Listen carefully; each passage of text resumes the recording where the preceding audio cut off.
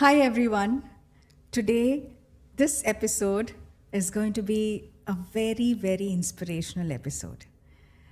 I don't know why I'm saying this in the beginning of the show itself, but I think it's the energy which my guest, or rather, I would call her as my friend, a very melancholic person. Something, the moment I just talk to her, the moment I just see her, we feel so deeply connected with each other. So today I have a very, very calm, composed, a good friend of mine, Naima. Naima, welcome to Manifesta with Shiny. And I must say that I feel I am so spiritually guided already. I feel that this is going to be a very divine podcast. And I must say that the moment I look at you and, sitting in this podcast, trying to talk to you, I feel very divine and spiritually binded already. So, welcome to the show. And I want you to introduce yourself. Thank you so much, Shiny. And I feel the same. And I think that is how we connected as well. Each time we meet, True. I experience that. And to introduce myself, I'm Naima. I founded Rohia, which is a well-being space whose vision is to create a safe space for anyone who would like to take a journey into themselves, explore themselves, and to reach their authentic self. So at Rohia, this is done using globally validated and completely accepted tools like hypnotherapy, family constellation therapy, art therapy. So the way I think or I function, it's very important for me that everything is theoretically or technically validated. Yeah. So that is what Rohia is founded on. And that's me. You know, when you sit in my podcast and when we are talking about all this, about what you're working on, I still remember you walking to Jungle Fiesta. I mean, there was this very calm way you open the door and you walk in, and we start talking. And I think both of us were getting healed already, right? I still remember you telling that, Shiny, when I'm talking to you, there's so much of peace. And I feel that, I've been purposely guided to Jungle Fiesta. I still remember that. So, Naima, coming to my favorite topic, manifestation. What is your view on manifestation, or was there something in your life which made you believe that something of this sort even existed? So I think we are from a generation where we've been hearing this word a lot. Correct. Right? Maybe over the past 10 years, we've been hearing this word a lot. For some reason, I couldn't wrap my head around it. So I've noticed this in certain concepts or situations, or even when I go and try and learn something, there are certain things which just evade me. And at that point, I get very frustrated. Like, why am I not able to understand this? So my first exploration was to read the book on The Power of the Subconscious Mind by Joseph Murphy. I read that, but there are certain times when you read and reread, but it doesn't register. Correct. Till a point where you just have to surrender and, oh God, please tell me, help me understand. The only thing you can do is surrender it and wait, give it time, and He will let us know. He will give us that full understanding when it's time. Correct. And I used to wonder why as well. Then I got into hypnotherapy out of sheer interest. I've always been affiliated towards such modalities. I mean, I was drawn very naturally. Out of a natural instinct, I was drawn. When I went there, it was after some years maybe, I got the answer.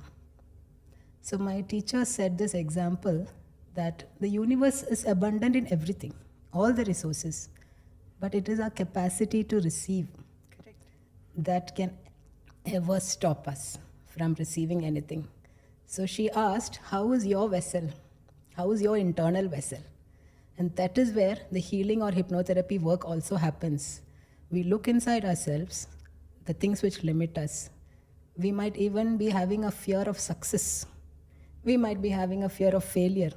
So these are the only things which can stop us from receiving what is readily available. Correct. Be it even a connection to the divine. And I've experienced all this. She also used this example where it's like tuning yourself to a particular frequency. It's like we want a radio station, we have to tune. So the tuning happens with us. And how does our frequency, we as an energy body, what is the frequency we are in? It is based on our emotions. So this was the crux of it. I was like mind blown. And I was like, no wonder God didn't let me understand that time, because I didn't have the capacity. I had to go through certain learning before I had the capacity to even understand what it is. True. And it just comes through surrender is my biggest learning. And Naima, what life has taught me is I've met people, and maybe even I was one amongst them, who didn't want to realize that we ourselves needed healing. Yeah. You know, like you said, the alignment begins when we surrender, and even before surrendering, understanding that we need healing, Yeah. which is very important. So this is something which I tell my friends as well. You know, the moment you decide that, okay, this is a part where I need healing, this is something which I need to improve upon, that's when you even understand what alignment means. Perfectly. Okay. Agree. So this is something which I have come across, that many of us, we hesitate to understand that there is a part of us who needs improvement, there's a part of us who needs healing, and there are people who can help us through. There are a lot of people who still think that, no, I can do it all myself. There will be a time, you know, like everything will just fall in place. And, you know, we start building and building on those thoughts, and finally we collapse. So my take would be that, you know, there are a lot of support, there are a lot of people who can help us out. But the first point is we need to understand that we need that healing. Right. Okay. Life, to many people, they take it so egoistic that, you know, like they don't even want to realize that there is this part of yourself, you know, which needs that healing. There is this inner self, the concept of inner self, our mind, trying to understand what we really want. Yeah. Not that we kind of understand, like looking at everybody and trying to compare ourselves with them, but there is something like unique in us. Yeah. I would say there's a healing spot in us which we need to recognize. Yes. Right. And if I may say, very recently I came across a teacher who said there are parts in us who needs care. Correct. Correct. And that really struck me. There are parts in me who you know, who needs to be seen, who needs that care, and that is Yes. what healing is. It is not something very superficial. We go out and, okay, I need to heal this particular part of me. Or we all have parts which sometimes we hide, even to ourselves. We put under the rug because it is not very comfortable sometimes. The feelings can be painful. Yeah. And they just need care, acknowledgement, care, and they are ready to heal. And you know what I have understood, like when I was working on this topic, childhood trauma, Yes. my favorite topic. I'm very interested in your work, Shaini, Yes, please. very, very, you know, like that is one topic which I loved to research, and thankfully, yes, I did a good job. But, you know, when you start researching on childhood trauma, the first person you think of is yourself, right? I mean, there might be many people who might look very happy, and they might think that, like, oh, okay, fine, there's, what kind of a childhood trauma would she face, or would have faced in her life? But that is where, like, you're closing doors, for your self healing, which should be opened up. And you need to, that's where meditation takes a big role, like trying to hear to the universe what the universe wants to tell you. When in prayer you ask, but during meditation you are quiet and you are like listening to what the universe wants to speak to you, what God wants to reveal to yourself. And that's where you understand that probably even the tiniest thing, like a small appreciation, can make a huge difference in your personality. The urge for you to get appreciated in life can become your biggest childhood trauma. I mean, like, I think a lot of people will yes, resonate with this. Probably we say that, like, okay, like I've had, children come up to me with a lot of childhood trauma saying that, ma'am, my parents don't appreciate me. I mean, they say that they love me, but what's there in expressing? You know that we love you. So, parents, please note that that gives root to her big childhood trauma, and that can also literally change the child's character. Right. All of us carry questions in us like, am I loved? True. Am I worthy as I am? Yes. Do I have to be something to be loved? Correct. And the first reflections we form are from our caregivers. Correct. It is from their responses we form that image of ourselves, our self-worth. True. And if there is a gap there, even as adults, we constantly seek this validation from everywhere. It is good. We all, as human beings, we need to belong. We want to be seen. We want to be appreciated. But when this need for validation becomes about self-worth itself, it defines our very existence, is where it actually... True. And, I have come across people who shy away saying that they want to be appreciated. I would just bluntly say that, please, I love credits. I love compliments. Yeah. Somebody tells me that I'm, looking good today. Who won't be happy? Right. Actually, we could ask out to the audience, how many people can take a compliment? Exactly. Like, How do you respond to a compliment? No, that was one of the topics. Like, when somebody compliments you, many people would say, really, do I really look nice? Yeah. They're not Doesn't able to matter. accept it, and they feel that, okay, if I say, okay, fine, wow, like, yeah, true, like, today I am looking good, might make the other person feel that, okay, oh, she just loves self-praises and stuff like that. But today, before I was like that, but today, if somebody tells me that, Shiny, you look good, I am like, thank you. Yes. That word should automatically come the gap out. of healing that was there. Initially, there are. Even me. Exactly. I cannot always take a compliment because I don't feel it inside. Even if someone tells me it doesn't feel true. So what is that gap in me? That is where a healing opportunity is. So when we are able to receive a compliment, what happens? Why should we heal? True. We are more wholly ourselves. Yeah. And we experience life more. We experience happiness more. Real happiness, quality happiness. Correct. So that is where healing Correct. is. There was a point of time when people used to compliment me or say that, Shiny, oh, wow, you spoke well. Or, you did this, your write-up was really good. The immediate response will be like, are you sure?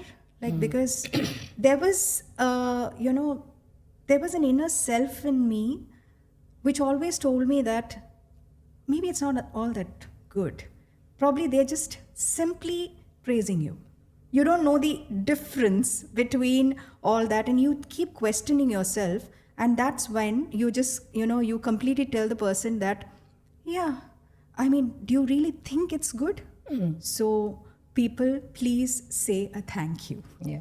That is sheer acceptance that, okay, if somebody says anything positive, say thank you. I would even say, sometimes when we face challenges, It's very difficult to say a thank you, but life transforms Yes. when you start showing gratitude to even your challenges. Right. Because the moment you say thank you to your challenges, you are tuning your mind to find a lesson in those. Right. God gives us opportunities. Exactly. But even now, many a times, yes, I do get disappointed when something doesn't come exactly the way I want. There are times when I just think and think and think, and then you finally realize that, okay, maybe this person or that situation has taught me to become better in this way. Right. Someone sent me a reel recently which said, God gives you opportunities to forgive. So that is for me. God is actually For me also. God is doing that for me. Yeah, He's correct, giving me an correct, opportunity To to forgive. cleanse myself. Yes. Because that is something which, Naima, to be very honest, like I'm a person who actually sparks up, and I was a very impatient person, I should say. There were a lot of instances in my life where I didn't even think and I just reacted. But now, when you start finding the importance of accepting what you need to improve within yourself, that's when you start realizing that, the things which you gave time, so much of time, just made you realize that, you just simply wasted those moments. Right. You didn't even had to invest your energy in those things. Yes. You wasted a lot of time, and you were just simply draining your energy for unnecessary things. And that, I think, is what is called awareness. But it takes its own time. It takes its own time. We have to go And through so many. I can put my life as a Same big here. example. Same here. Like I've been shown so many red flags in maybe certain people, certain situation, but you're still not able to understand that you need to change. Yeah. And What then is the one lesson there for us? exactly. Then one fine day you get a really hard hit from the universe, and then you realize, yes, I need to finally wake up. I'm sure you would have had a lot of brickbats about so many things in your pathway, right? I mean, the way you chose things about your life. Like I always say that, like we're the black sheep of the family. Very interesting word. I don't know who invented that, but then, like the black sheep term gives us all a lot of joy. Right. I mean, especially the black sheep, Yeah. So was there any incidents in your life where you felt that, okay, the world is going this way, I need to go this way? Was there any kind of I think incidents that which just about describes me. we all are that? Yes, diversions. Yeah, The comfort zone was never a zone for me. I consider that a blessing.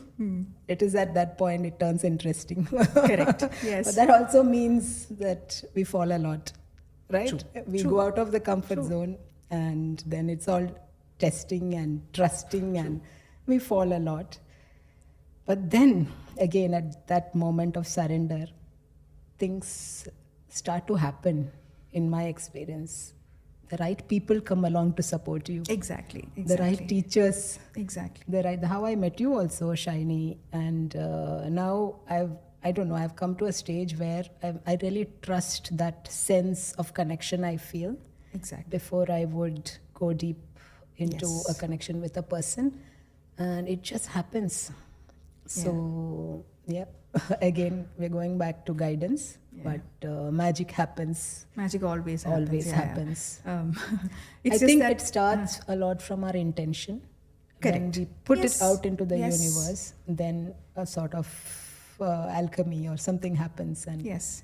Only the thing is, like how many of you are ready to receive that magic? Many of us still question ourselves, like, are we really worthy? Is it fit for me? Is this magic really going to teach me something or help me? But the point is surrender. it's there for everyone. Surrender, and, I mean, that's how life moved magically for me. The moment I decided to understand that, like, I'm worthy of this, yeah, if the divine energy is blessing me, the energy feels that there is something in me, or probably there's a purpose. Here you have somebody to help you, to guide you, and if the doors are still closed, then we keep dragging and bragging about all the disappointments in life. It doesn't have any value. Yeah, so basically, there's a lot of things in our life which we ourselves have created. The blockages, the walls which we have built for ourselves. Consciously or unconsciously. Unconsciously, correct. So the magic will happen, and only will happen if we are ready to, like you rightly said, heal ourselves. Face it, or even Yeah. acknowledge it, or give it a chance, or care for it. Correct. So, Naima, talking about manifestations and, that concept, one of my favorite concept always remains. Like, how can you connect, like when you talk about hypnotherapy, okay? Many people still believe that, okay, there's a hypnotherapist who she will just come and, she'll just click and then you'll just faint. I think we all grew up like that, Exactly. seeing this on entertainment platforms. Exactly. But I've understood that there's so much more beyond this. There's so much more deeper concepts in this. So how can you connect manifestation with hypnotherapy? Is there a link? Is it 100%. possible? 100%. Yes, please. So, like I was taught by one of our teachers, it is our thoughts.